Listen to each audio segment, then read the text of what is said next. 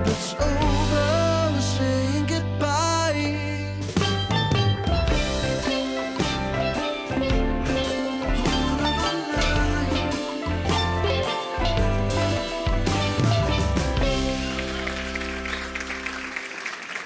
Welcome to the Late Life Show.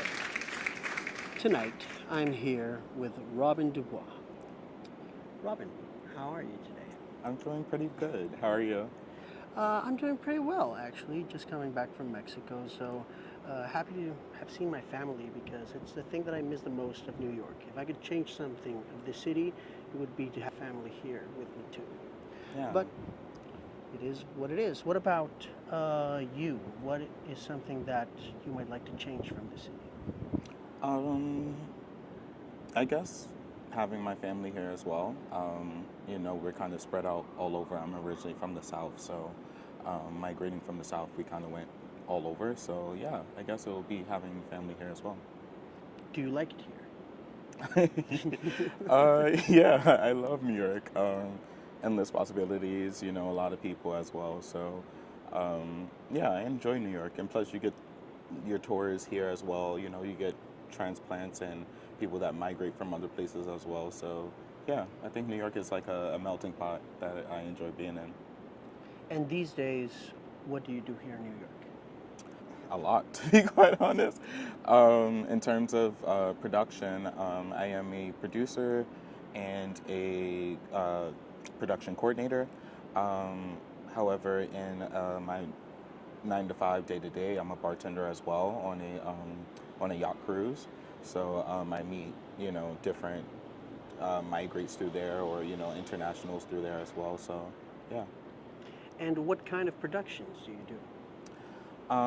The scale is really wide, to be quite honest. It ranges from like commercials, content branding, short films, music videos.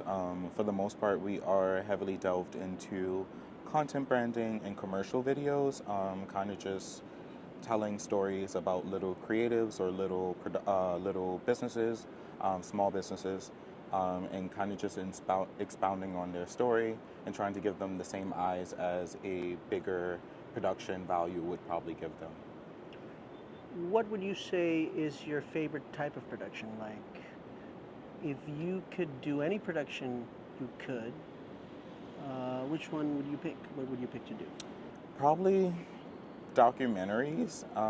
It's something that I haven't really been well versed in or had the opportunity to flourish in or partake in. So that's definitely something that I would love to stick in. I love the personal aspect of documentaries. I love talking to people and an interview sort of aspect, and recovering B-roll for whatever we got during the interview. That's really, I guess, my bread and butter now. So yeah. Is there a specific topic that you are going to explore in the future in a documentary format? Yeah. So it's weird because like when I say documentaries, I envision documentaries and I say documentaries, but I think it's one of my favorite directors is Ava DuVernay, and the way that she approaches film is different. She's telling real stories. However, she's telling it from the stance of a filmmaker. She's telling an actual story within the story that we're watching. So I love those narrative aspects in it, and I think that's what I want to achieve. So yeah, I went to the same school as Khalif Browder, which is a African American boy that was unfortunately lost his life way too early because of the injustice system of police brutality and just the way that Black Americans are treated in America. And so yeah, I think that will be my big documentary-esque sort of project that I'm hoping to do. That sounds so great. I can't wait to watch it. Yeah. Hopefully. So, you and I know each other. Mm-hmm. Now it's weird because now you meet people first digitally and you start creating a relationship digitally and even start working together before even meeting, because technology has brought us to that point. Yeah. So it's been a few months at least, like 3 or 4 months, and we started putting together a project, and this project is a spec commercial. What is a spec commercial? A spec commercial is basically something that you shoot in order to petition to a brand. It's something that um, a lot of people say would be a proof of concept, shooting something and hoping to tell a story that the brand will align with and possibly either pick up or buy right out.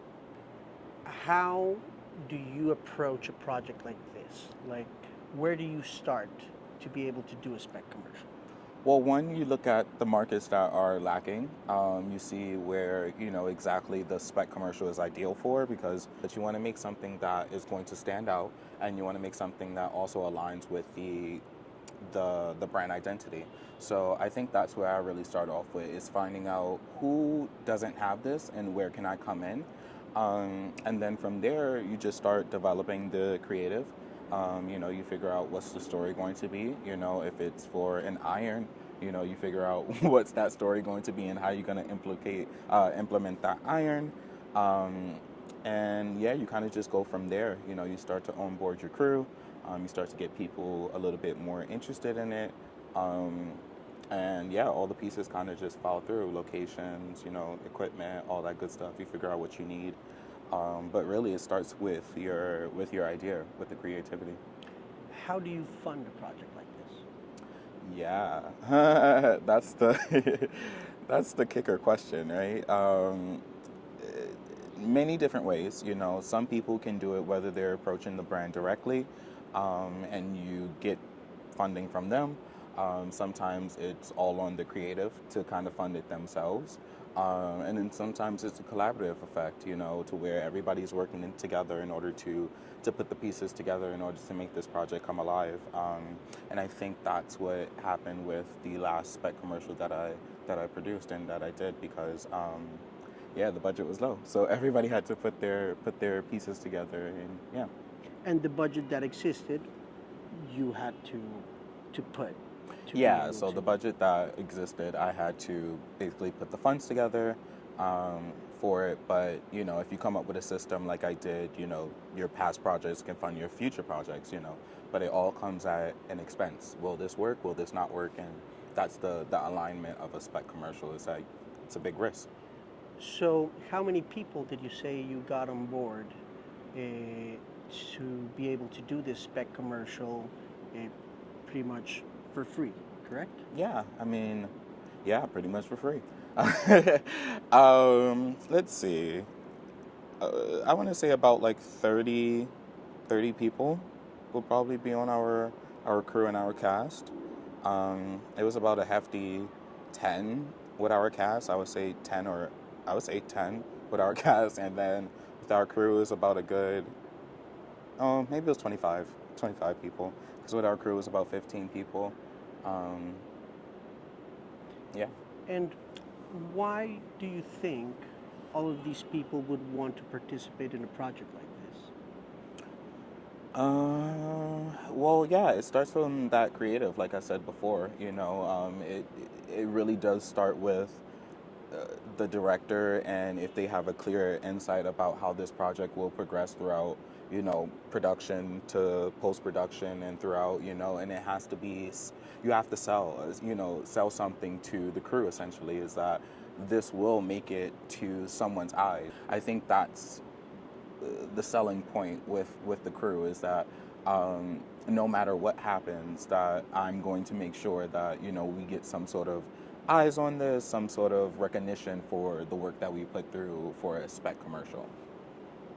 For me, one of the best things about producing is to create teams and to have everybody put their creative input on something, and especially when people are very passionate about what they do, Yeah. which I think was a feeling that was happening during the feeling of this spec commercial. Everybody was there because they wanted to be, and hopefully in the future get something good from it. It's like casting a rod, as opposed to participating in a project where you're there to get a paycheck.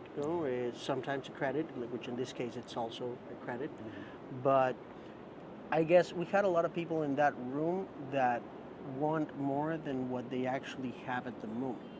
Because one of the hardest things in the creative industry in general is getting paid for what you do. Sure. No, so it's difficult. Thankfully, there's a lot of institutions like Manhattan Neighborhood Network, for example, that give you resources to be able to make your productions.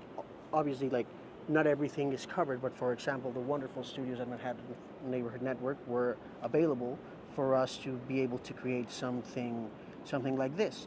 But it's a starting point, and then you need to get all of these other people involved in a project that they think might give them something in the future, and try to create something that at least makes everybody proud.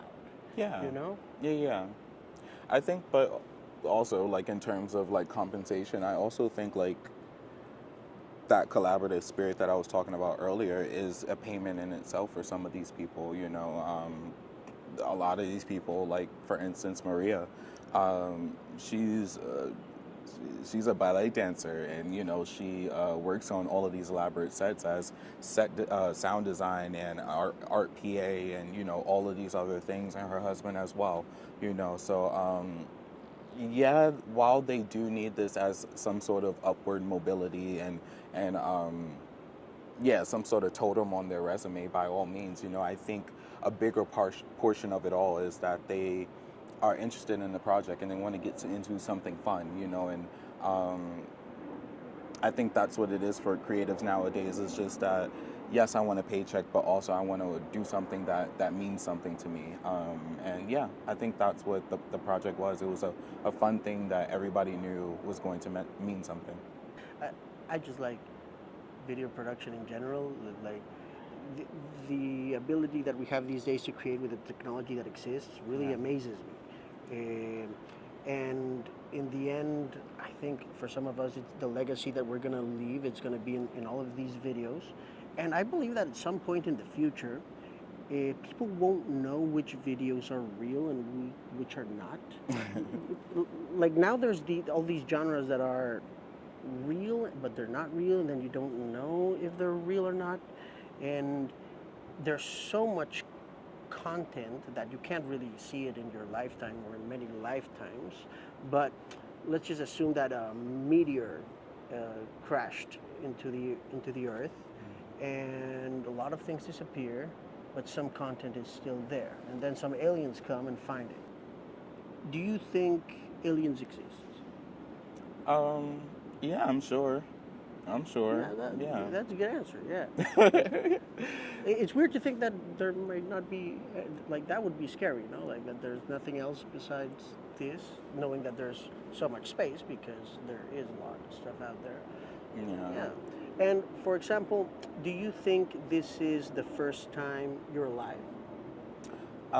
Probably not, to be quite honest. I think that's exactly what deja vu is probably is. Either your past or your future self kind of telling you, you were here in this lifetime before, and instead of doing that, maybe go do this. And then maybe to guide you, or maybe to kind of just teach you some lessons. But definitely do think that certain people were probably on this earth before. Yeah, yeah, I definitely agree on that because the Earth has been here for like millions of years. We can't really, well, I can't really conceptualize that amount of time. Yeah. The time that we get here in this lifetime is very, very short. And supposedly for all of us, it's about the same time, 100 years max, give or take. Yeah. Eh, and it's not enough time to figure out everything. No. Even if you try, and you have to work on other stuff at the same time. So there's some people that might have the luxury to figure out the mysteries of the world in detail, but most people have to go get a paycheck to be able to survive in our system. Which I am not saying that I don't like the system. Like, I'm very happy that I get the possibility to do something that makes me happy every day, you Yeah. know, filming stuff, I don't like the making system. music. Oh, like every system, it Yeah. can be, it has its flaws and it can be bettered all Yeah, the for sure. time, you For know, sure. but in the end, this is what it is. I guess I'm thankful for what exists and what I have and what I don't have to and what I won't have in the future or what I will have in the future, you Yeah. know? Like, um, there's this theory that says that we are like quantum leaping all the time, depending on all of the decisions that we make. For example, if I didn't apply to the message that you sent about you looking for other people to collaborate with, we wouldn't be here sitting and talking, Yeah. but we would be somewhere else, or maybe not. You know, maybe our time was limited on that road, Yeah. but probably not. I get you. I get you. Yeah. You know, but Yeah. once I heard that, now it makes me like think a lot on each of the decision, and at the same time not at all. It's so weird because eh, as we know right now, we can only explore this linear path that we are creating with the decisions that we are making, Yeah. and supposedly they all exist at the same time, but I don't know how to go to the other ones except by shifting linearly, you I know. get that. So it's weird. So I wake up and I'm just like, if I just stay sleeping in my room, will I change something, or should I just wake up and get like, you know, an egg sandwich downstairs? Will that change something? You know. And in the end, I guess I'm just freaking myself out Yeah. because. Yeah. For sure. But anyways. Yeah. No, but there are people that have those conversations with themselves and the thoughts in their head, of which way I should go and how would this impact my future. And there's a lot of people that get pigeonholed with just thinking how did this decision affect me before, or what I would have done different. Even myself, thinking about how did my past decisions affect where I am at this current moment. But honestly, I just feel like everything really does happen for a reason, and if that is supposed to come back into me, by all means, it'll make its way around on the quantum scale and come back to me somehow, some way. But at this moment, I can't stifle myself because I'm thinking about the other routes I should have probably went. Yeah, supposedly, another thing that I've heard is that everything that happens is for your benefit, for your largest benefit, even though sometimes we don't see it. Like, for example, the death of someone that is dear to us, or illness. Yeah. And we're supposed to stay in a state of mind where we keep ourselves positive no matter what, and this will give us a certain amount of power, because if we know that everything is happening in our benefit, then what do we care what happens, because in the end it's all for my benefit or your benefit in your case, because in the end we are different, living different stories. Yeah. And in this story, it brought us together at least till this point.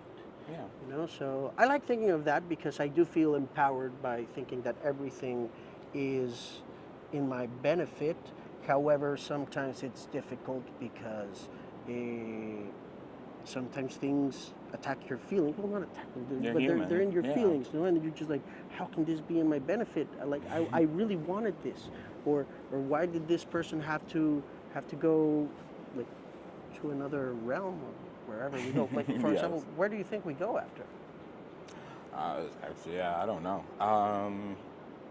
Yeah, I don't know. I guess that's like a question for the Avengers and Endgame, kind of taking up the stones and stuff like that, and seeing where that timeline, lives and stuff like that. But yeah, I don't know. For me personally, like I said, we're all human, and we can't really dwell on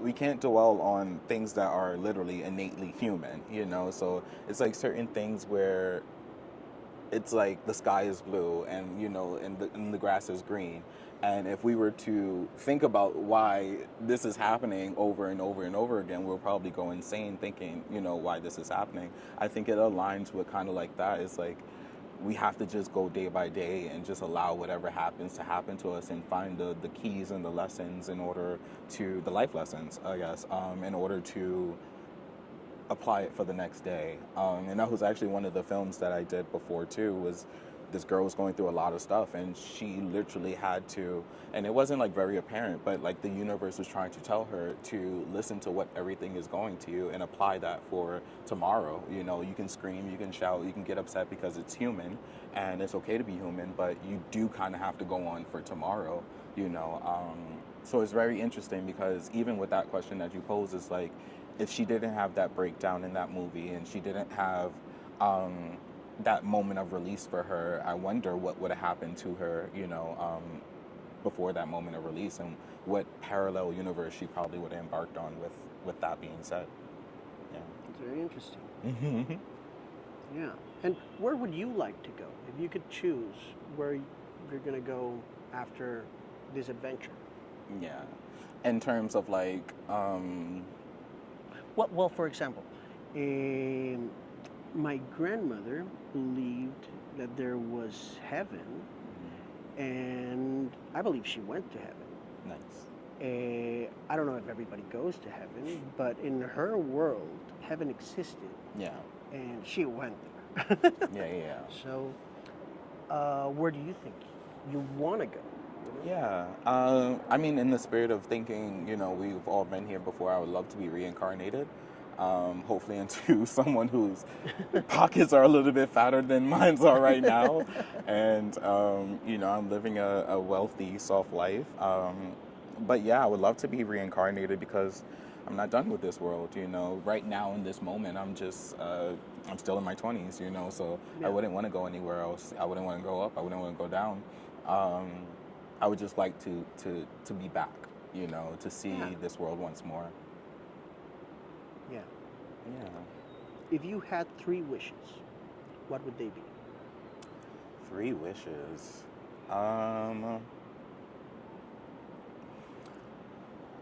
The biggest wish that I would probably have is the ability to give Black creatives the freedom and the reign to shoot whatever movie that they possibly want to shoot. I don't know how that would be possible, but that's my biggest goal in life, and so that would be one of my top wishes. The second one would probably to spend a lifetime with my family and my grandmother. My grandmother's like my best friend, so we'll probably be spending a lifetime with her, whether that's here or in the cosmos, whatever the case may be. But she's the best woman I know, so yeah, I would love to be around her. And 3, it's hard to say that it doesn't like align with production all over again, but yeah, I just want to have like a big production corporation to where I'm shooting whatever I want to shoot, but also giving opportunities to other people that don't really know about film as well, teaching kids about film, kind of getting them excited about film. It's not really a lot of kids that know that film is a avenue for them. A lot of people just say doctor, nurse, lawyer, and all that good stuff. And where does the creativity come in for the people that don't really know how to operate? So I think that would be one of my biggest wishes as well, is kind of to build a corporation to where I can just ignite a fire inside film students or film people. Cool. Should I say something like world peace? I'm sorry. No. Okay. No, those are excellent wishes. Okay, cool, Those dope. are I would have excellent said wishes. that. No, they're your wishes, and they're excellent. Cool. Is there anything else that you would like to share with the audience tonight? Yeah, I think Manhattan Neighborhood Network is like something that definitely does help small tier creatives on whatever scale that they're trying to do. They offer up a space at least in order to shoot what you want to shoot, and I think we need more organizations like that as well to help out the smaller guys, to help out the little guys. There's only but so much of us around, and especially in New York City where everything is available to us, it should be a thing to where more people want to help. And Yeah, if more organizations can open up like that, I think that will make my heart shine. So that's the only thing I want to add into this. Could you share your social media, please? Yes, you can find me on Cleopatra. It's Cleopatra, but with two O's at the end, or Voila Productions. Ladies and gentlemen, Robin Duvois, this was The Late Light Show. See you next time.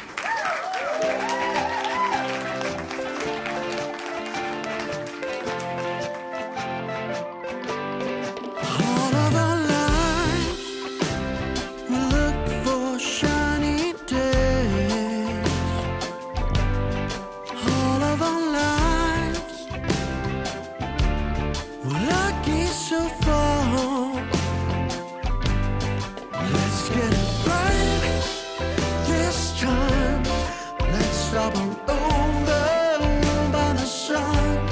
Let's get it right this time. Let's stop, it's over, we're saying goodbye.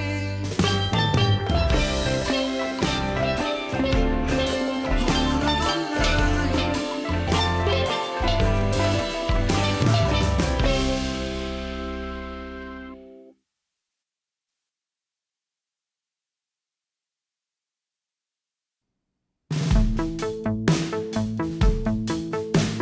vedi anche se luna in Sagittario, a veces no me sé controlar.